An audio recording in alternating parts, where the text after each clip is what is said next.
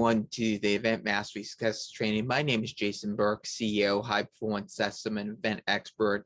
Now, before we get started today, I want to tell you a little bit about my background. I've produced over 200 live and virtual events since 2010, both business and real estate events. I'm a published author on Amazon with a book, Become Big Star in Event Planning. I've worked with some of the top business and real estate influencers in the country that include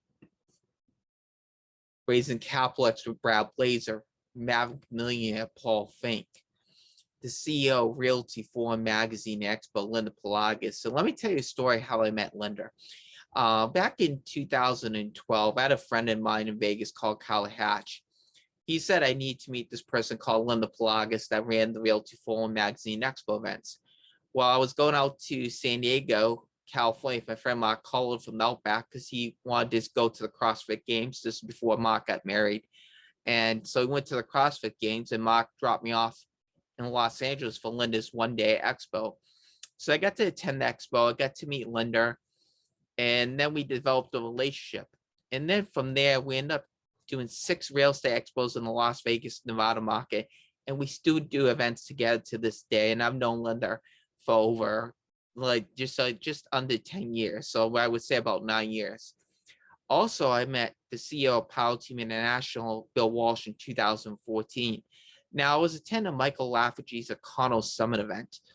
And this is an real estate investment conference. Bill was one of the last guest speakers. So I went up to Bill. I introduced myself. I volunteered to run his entrepreneur club that he was opening up in Vegas. From there, I ended up running Power Team International's Vegas Entrepreneur Night events and in Las Vegas, Nevada for 4 years, and I assisted in the major corporate events such as Win University, Ultimate Wealth Camp. I also assisted in the Rainmaker Summit. And that's what led me to creating the High Performance System in 2018. Now, today, what we're going to really go into is few things today, what we're going to cover, how to keep your events on budget, and how to book big thought leaders and select speakers. And that's what we're going to cover today. So I'm going to start off with how to keep your events on budget. And that's going to be the first thing. So let me go into one of those strategies, and that's called the venue sponsor strategy. Now, the venue sponsor strategy is really good, especially when you're first starting out and you don't have a lot of people for your events, or you do have like 25, 50. What it is companies have training rooms. So if you go to companies and say, hey, we have an event that aligns and we have an audience that aligns with what you're trying to acquire for customers, and you negotiate them either giving you their training room or charging you a small fee. And in return, what you do is you'll offer them speaking time at the beginning of the meeting, maybe 2 to 5 minutes. Or if it's a major seminar event, maybe you give them a 30 to 60-minute slot. You want to make sure, and the key is to make sure it's a win for the company. Make sure you clearly communicate what they're going to get. Would that be speaking time? That be more clients, more brand recognition? Clearly communicate that value and what they're going to receive, and deliver that value. Because if you deliver that value, what happens is they're more likely to continue to host your events. And what's great about the venue sponsor strategy is you can get nice training rooms for free or low cost, and you can even get the AV for free or low cost. And I've done this in my events in Las Vegas, and I've saved thousands of dollars by doing this in my business and real estate events in the Las Vegas, Nevada market. And I tell you, this works. You just have to make sure it's a win for the company so they'll keep hosting you. And that's the main thing with that strategy. But the venue sponsor strategy is a powerful strategy, and it will save you thousands of dollars as an event organizer, especially at the beginning when you're first starting out and you don't necessarily want to pay the fees for a hotel meeting space. Now, another way to reduce your meeting room expenses when you do go into a hotel is get 5 or 6 different quotes from the hotels that you want to, in the area that you want to have your events. So, and then what you can do is you can go back to the hotels that you want to have the event at and tell them about the competitor's quote. And what that will do is either they might match that price, or you can negotiate some additional benefits, like maybe some free sleeping rooms, some free food and beverage, maybe free AV, a reduced price to make up the difference of what you're paying. By having more than one hotel compete for your conference and competitive bids below the price that you're going to pay for the meeting space. And another thing you want to look at is also the food, because some hotels, if you buy a certain amount of food, will give you the meeting space for free. And sometimes it may be cheaper to buy the food than pay for the meeting space separate. So you want to ask them, what's the minimum food spend that you need to spend to get the meeting space for free? And you want to ask them what would it cost just to pay for the meeting space without the food, and compare those two quotes and see which is better for your company. Would it be buying the food and getting the meeting space free? Because keep in mind, you can always go and get food sponsors to sponsor the food. And if the hotel is giving you the space for free, you've just effectively eliminated your meeting space cost. Now, another strategy when it comes to saving money and keeping on budget for the event is AV. Yeah, that's right. I said AV. So when it comes to AV equipment, when you do events locally, you ideally want to own your own equipment. And here are some of the basic items you should own: projector screen, flip chart. And you can get these things at Staples. You can shop on Amazon, Walmart. You can shop for the best deal. But by owning your own equipment, this will save you hundreds of thousands of dollars instead of paying for the hotel's equipment. Now, if you're traveling to different cities, you want to get the quotes from the hotel, what it would cost for their AV, and compare that to what it would cost you to transport your own AV equipment, and see which is less expensive or maybe what saves you time. Every organization needs to make that decision, but by doing so, you'll save money on that. Now, do keep in mind, some hotels are union shops, and the difference between union and non-union shops is union shops, you may not be able to bring in your own AV equipment, so you might have to use the hotel's AV equipment, and on top of that, you may have to pay the hotel's AV person to watch that equipment. So you need to be aware of that. And if they do allow you to bring your own equipment, you may still have to pay the hotel's AV person. So I typically like to use non-union hotels, unless the hotel is willing to accommodate me and allow me to bring my own AV equipment or negotiate a deal. But that's something you need to be aware of. So that's what strategies when it comes to staying on budget for your events. And what I want to talk about here also is what I call speaker selection strategies for your events. And here's some tips when it comes to selecting speakers for your events. You want to ask the speakers typically what is the ideal audience that they want to speak in front of. And this is very important, because what you want to do with that is you want to really determine if they're a good fit or not, because you know the type of audience that you have in your event, so you can know if the topic is going to resonate or not at your event. That's number one. If it resonates with your event, you also want to, the next question you want to ask is the price. What are they charging for the coaching program? Because you know your audience, what they spend for coaching, whether they're spending coaching with you or what they spend on coaching from outside speakers that you bring in.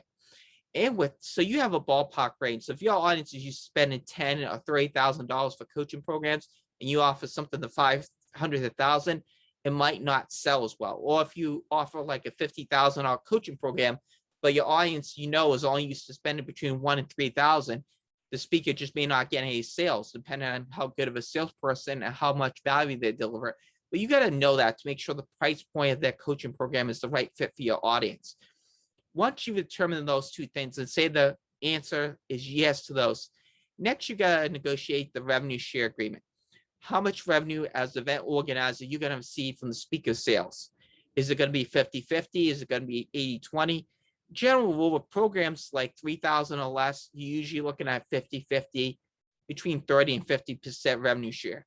With programs that are 10,000 or more, it usually ranges between 5 and 15%, because the speakers have more costs built into those programs. So if they're charging a $10,000 program, you may get $1,000 commission on that, or maybe you get at top end, you'll get 2,000.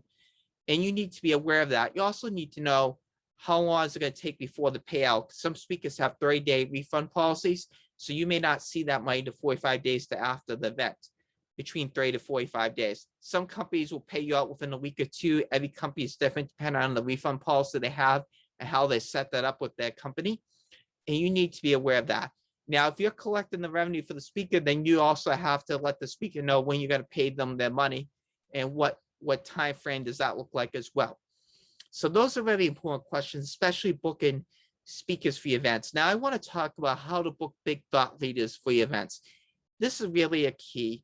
There's a lot of great big thought leaders that influences. And the first thing you got to find out is, does their tribe fit with your event? what their influence and the tribe that follows them, is that your ideal audience, the customer that you want to attract for the event? That's the first question you got to ask yourself. If the answer is yes to that, the next thing you got to say is, can you book them to come speak for free and then just do a revenue share, which is ideal? If you can't, a lot of influencers want either a speaking fee or their travel expenses paid. And here's the criteria you got to ask yourself when deciding whether to pay their travel expense or pay their speaking fee, or both. You got to ask yourself these questions. One, is it, how many ticket sales am I going to get because this person's speaking at an event? That's one. How many sponsorship sales will I attract because this person's speaking at an event? What are the projected sales on the coaching programs that I'm going to get? What's the average close ratio from? So if you have 100 people and they're charging 2,000, you want to run a projection. If they're closing about 10 or 20%, you estimate how much revenue you're going to get from that. Is there additional opportunities to work with them on other events that can lead to bigger paydays? These are all questions you want to ask yourself. If the revenue number is higher than the investment, then I would say bring them on. If it's not, I would say no, unless you're doing it as a relationship play and you know that relationship is going to bear so much fruit that you're willing to take the initial loss, because you know in the long run it will increase your business. But remember, you got to run the numbers and it's got to make sense. Just don't book them because of name recognition alone if they're not going to be bringing people into your conference or bring revenue, and that makes sense. And that is really important with booking big thought leaders, because you want to know how they're going to impact your event, how they're going to impact the attendance. And that is some of the things you really want to focus on when it comes to really booking those type of thought leaders, because there's a lot of influences out there, and you got to make sure you're picking the right ones for your conference and your event. They're going to add the most value for your members, your audience, your attendees, your sponsors. So those are things you have to really do that. And so one of the things is, we've gone over right now in a short amount of time, we've gone over how to select your events. We've gone over how to select speakers. We've gone over how to stay on budget. One of the things I'm going to actually go over right now is also how to pick your venue. And one of the things is, when picking a venue for a live event, and more importantly, you got to look at a couple things. You got to look at the meeting room. You got to say how many people you got to need to accommodate. You're going to determine, okay, I need 50 to 75 people. I need theater style seating. Can they accommodate how many sales tables? How many vendor tables can they fit into the space? Do you have registration tables? And you want to ask the hotel or meeting space or even the venue sponsor a few questions. How big is the training room? How many people can it hold, theater style or classroom style? How many tables do you have that I can use for either vendor sponsors, for people that are exhibiting? If you have exhibitors in your event, if you're doing multiple speakers, you want to ask that question. You want to make sure they have tables for sales tables. You want to make sure they have registration tables. They put them outside. You want to ask them the question of how many people, how early can you get into the venue? Because typically you want to get in there about an hour and a half to 2 hours before the event starts to check the meeting space to make sure everything's set up the way you want. Do not assume this. I've been to plenty of hotels where the meeting room has not been set up the way we want to. We've had to get in there and rearrange it before the event. So you can never assume that. So you always want to get in a couple hours early, especially if you do an event, or if you're doing a major event and you're doing a lot of speakers, you probably want to get in the night before. You also want to test out your AV equipment to make sure it works. If it's your own, you should have already tested it out. But you want to test it out with the hotel's hookup to make sure everything works. If you're using the hotel's equipment, you want to test it out, and you want to have your speakers test it out in their presentations to make sure that is good and that all the technical issues are resolved. These are some of the things when it comes to running the event the day of the event that you want to be really aware of. You want to be on top of these things. You want to make sure the sales table in the back, right? You don't want to make sure people don't put their stuff on it. They may have a glass of water, but have your brochures and have everything and clear everything out. You want to make sure the registration table has signing sheets, has name badges, has pens, making sure your team, you have 2 people out there, you have people greeting people as they come in. Keep people outside until 10 minutes before the event. Play some music to set the right environment. You want people's energy up. having the right MC at your event. If you're doing a multi-speak event, that person will set up the speakers and the sales to make more money. That's a very important thing. And those are things you want to be aware of in the day of your event. You want to make sure these things go smoothly, especially when you're in a live event situation. As we're getting back to more live events, on your virtual events, you want to make sure your virtual events that you've tested your technology. You run through, have a speaker practice session with your speakers, make sure that they can display their PowerPoints, make sure that all goes smoothly in the audio. Those are the things you want to test out in the virtual event. And my advice on when it comes to the virtual events, you want to make sure you use technology that you're most familiar with, because technology that you're most familiar with will create the best experience. You can always upgrade your technology, but start with something simple. There's things like Zoom, there's Google Meet, there's Webinar Jammer. Use what you're most comfortable with, because that will give you the best experience for you, your presenters, your speakers, your audience. But those are things that you want to be aware of when it comes to your virtual events. And your live events, you want to be on your game, and you want to make sure everything's set up the way you want, so you have the success for the live events, not just for you, not just for your audience, but for your speakers and sponsors as well. So these are some tips that I've given today when it comes to doing your events bigger, better, and better. Now, if you want to learn more on how to do your events and take your events to the next level, you can book an event discovery call with me, Jason Burke, CEO, High Performance Assessment and Event Expert.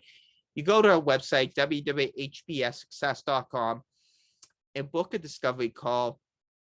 And I'll be happy to answer any questions you have. We can talk some strategy. And if you're ready to move forward, we have a 6-month event coaching program, which is $1,997 for one payment. We also have 2 and 3 payment options. We have a 3-month event coaching program for $997, where you get bi-weekly strategy calls with me, Jason Burke, CEO, High Performance Assessment and Event Expert. And so this is really all the things that we're really encompassing and going over an event mastery training. And what I'm going to do is I'm going to stop sharing my screen here. And so these are things that we're going over to an event mastery training. So click the link below and book an event discovery call with me, Jason Burke, CEO, High Performance Assessment and Event Expert. I look forward to seeing you at our next event mastery training,